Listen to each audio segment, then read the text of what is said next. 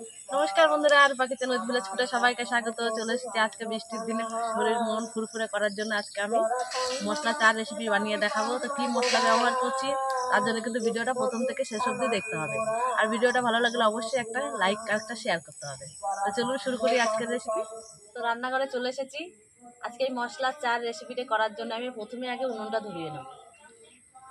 উনুনটা আমার ধরে গেছে, এবার আমি উনুনে কড়াইটা বসিয়ে দেবো।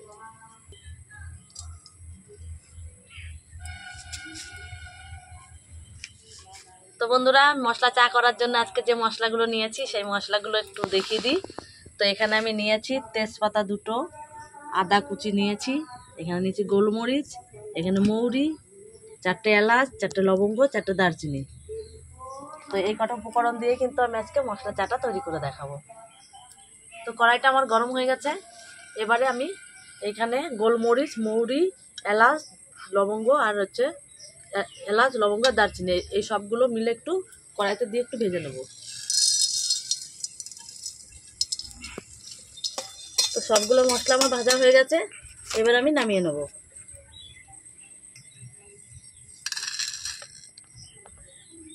এবারে কড়াইতে আমি দিয়ে দেবো পরিমাণ মতো জল। আমি যেহেতু 4 কাপ অনুযায়ী চা বানাবো, তো আপনারা যে যেরকম বানাবেন সেই অনুযায়ী জল দেবেন।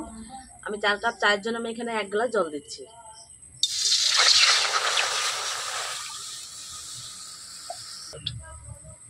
জলটা একটু ফুটিয়ে নেবো ভালো করে। তো আমার জলটা ফুটে গেছে অনেকটাই। তো এবারে আমি ফুটন্ত জলের মধ্যে দিয়ে দেবো একটা তেজপাতা, আর দিয়ে দেবো 1 চামচ আদা কুচি। 4 কাপ চায়ের জন্য আমি এখানে 4 চামচ চিনি দেবো।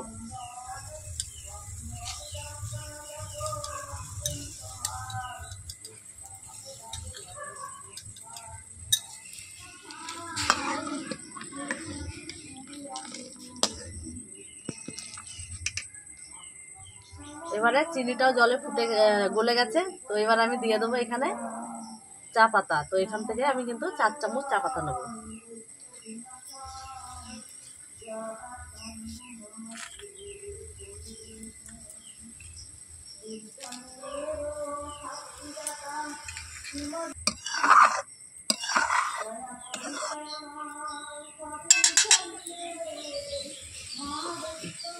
এবারে আমি চায়ের মধ্যে এবার দুধটা ঢেলে দেবো।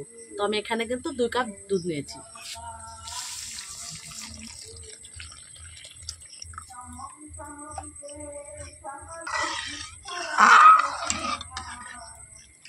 এবার কিছুক্ষণ আমি ভালোভাবে ফুটিয়ে নেবো।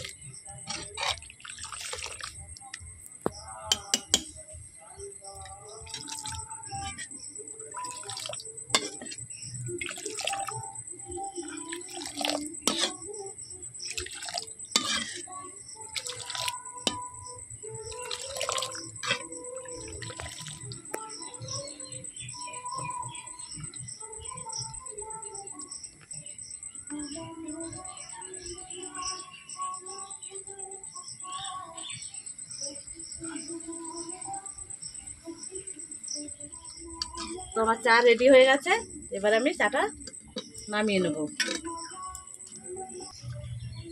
তো এবার আমি যে মশলাটা করে নিয়ে এসেছি, তো ওই মশলাটা পেস্ট করেছি। দেখো আমি পুরোটা করিনি, আমি হাফ করেছি, মানে অর্ধেক একটু মোটা দানা রয়েছে। তো এই মশলাটা আমি এর মধ্যে দিয়ে দেবো।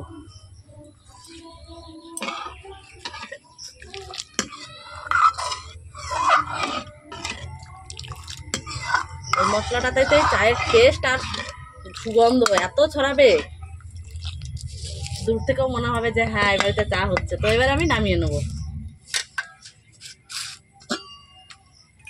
তো একটা ছাঁকুনি নিয়েছি, ছাঁকুনিতে একবারে ছেঁকে নেব।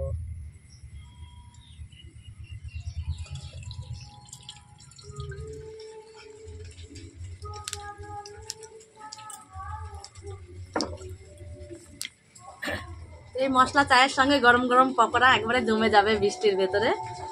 তো এবার পকোড়াগুলোকে ভেজে নিই।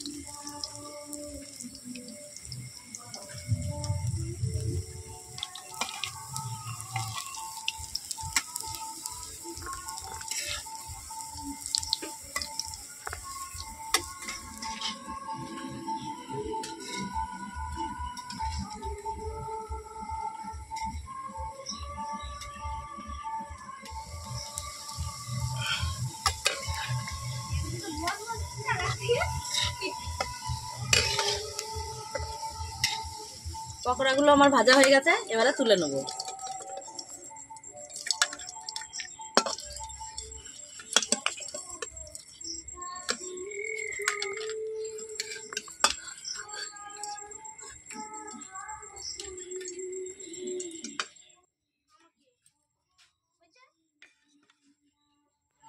তো আমার চা পকোড়া সব রেডি হয়ে গেছে। তো আমরা মা বেটা বসে গেছি চা খাওয়ার জন্য। তো এবার আমরা চাটা খেয়ে নিই।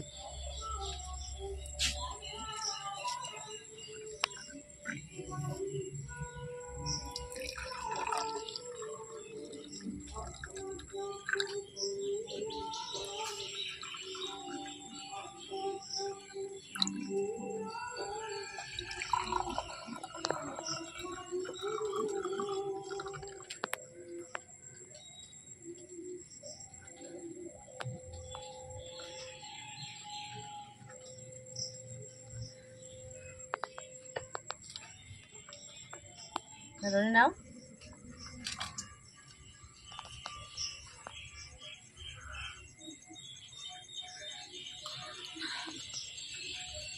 পকোড়া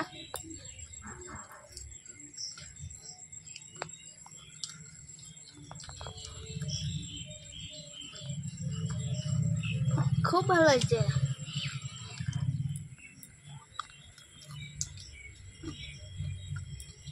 সত্যি এত সুন্দর হয়েছে কি বলবো। চা, চায়ের তো কোনো তুলনা হয় না, এত সুন্দর চা। তো আপনারা একবার হলেও বাড়িতে বানিয়ে খাবেন। চা তো সবাই কম বেশি বানাতে পারে, তো এই মশলা দিয়ে চাটা বানিয়ে একবার খেয়ে দেখবেন, বারবার এটাই খেতে ইচ্ছা করবে। তো আজকে আমার চায়ের রেসিপিটা কেমন লাগলো অবশ্যই একটু কমেন্ট করে জানাবেন। আর একটু লাইক আর বেশি বেশি করে একটু শেয়ার করতে হবে। আর আমার এরকম নতুন নতুন রেসিপি পেতে হলে চ্যানেলটিকে সাবস্ক্রাইব করে পাশে থাকতে হবে। আবারও ফিরে আসবো অন্য কোনো সময় অন্য কোনো রেসিপি নিয়ে। ততক্ষণে ভালো থাকবেন, সুস্থ থাকবেন, সাবধানে থাকবেন।